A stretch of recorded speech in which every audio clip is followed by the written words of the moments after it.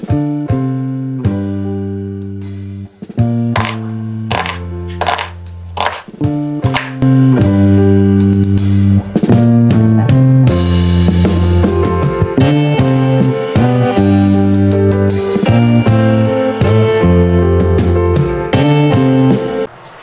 साथीहरु, welcome back to my kitchen diaries. आज फेरि मैले धेरै पछि अर्को नयाँ भिडियो लिएर आएको छु।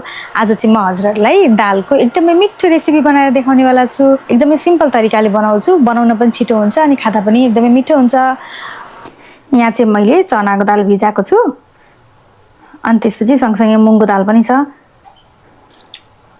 मुङको दाल चाहिँ एक भाग जति लिएको छु, चनाको एक कचौरा चाहिँ यहाँ भरि छ भने यो मुङको चाहिँ अलि थोरै छ। सधैँ एउटै तरिकाले दाल खाँदाखेरि दाल पनि मिठो लाग्दैन, त्यही भएर मलाई चाहिँ नयाँ नयाँ तरिका ट्राई गर्न मन लाग्छ। त्यही भएर मैले आज चाहिँ यसरी बनाउन खोज्दैछु। मैले चाहिँ दुईटा सानो लसुन लिएको छु अनि त्यसपछि एउटा प्याज छ, यसलाई पहिला म काट्छु, यसलाई मसिनोसँग चप गर्छु। सुरुमा पनि हाल्नुपर्छ प्याज, पछि पनि हाल्नुपर्छ।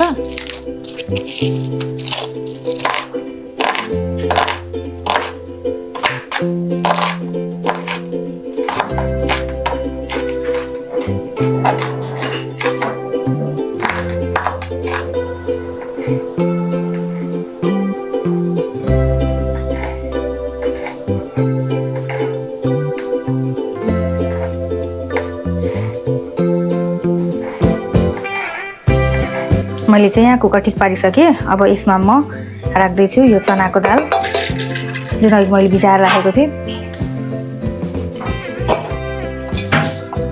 अब यसमा मुङ दाल राख्दैछु म। यो मैले अघि चप गरेर राखेको प्याज, यो टमाटर, यो लसुनको टुक्रा, एउटा तेजपत्ता, दालचिनी एउटा, दुईटा सानो ल्वाङ पनि राख्दैछु, बेसार, स्वाद अनुसारको नुन राख्नु होला, एक चम्चा जिरा धनियाको धुलो, मैले एउटा हरियो खुर्सानी राखेँ। यो चाहिँ कुकिङ ओइल, मैले चाहिँ राइस ब्रान ओइल हाल्दैछु, हजुरसँग जुन चाहिँ त्यही हाल्नु होला। पानी राख्दैछु, धेरै राख्नु पर्दैन, दाल गल्ने जति मात्रै। पहिला यसलाई मिक्स गर्ने अनि पानी बोइल भइसकेपछि मात्रै सिटी लगाउने। यहाँ चाहिँ अब यो पानी बोइल भयो। अब यसलाई म 1 देखि 2 सिटी मात्रै लाउँछु, धेरै लाउनु पर्दैन, फेरि धेरै गल्छ। 1 सिटी लाएर हेर्नु होला, नभए गल्दैन जस्तो लाग्यो भने 2 सिटी लाउँदा पनि भयो। दाल चाहिँ यहाँ सिटी गइसक्यो, कतिको गलेछ। यसमा अझै अलिअलि पानी छ, यो त चाहिन्छ, अलि पाक्दा पनि एकछिन पकाउँदा ठिक हुन्छ। मजाले पाकिसकेको छ, फाटेको पनि छैन। यतिको भएपछि अब झान्नको लागि तयार भयो। प्यान तातिसक्यो। अब म यसमा चाहिँ ठुलो चम्चाको 1 चम्चा जति घिउ राख्दैछु, जिरा राख्दैछु, सुकेको खुर्सानी, यो चाहिँ चप गरेको प्याज,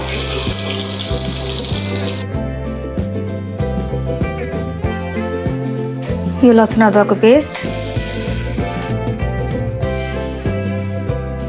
लसुन अदुवा भुटिसक्यो, फ्राई भइसक्यो। अब म यसमा खुर्सानी हाल्छु।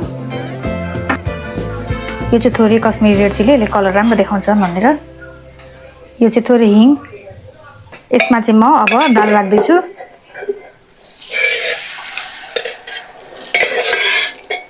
यसलाई चाहिँ एकैछिन बोइल गर्ने, हल्का हल्का पानी सुक्छ अनि त्यसपछि निकाल्ने। नभए यतिकै पनि पानी राख्न, हल्का पानी राख्न मन छ भने पनि यतिकै छोड्दा पनि हुन्छ।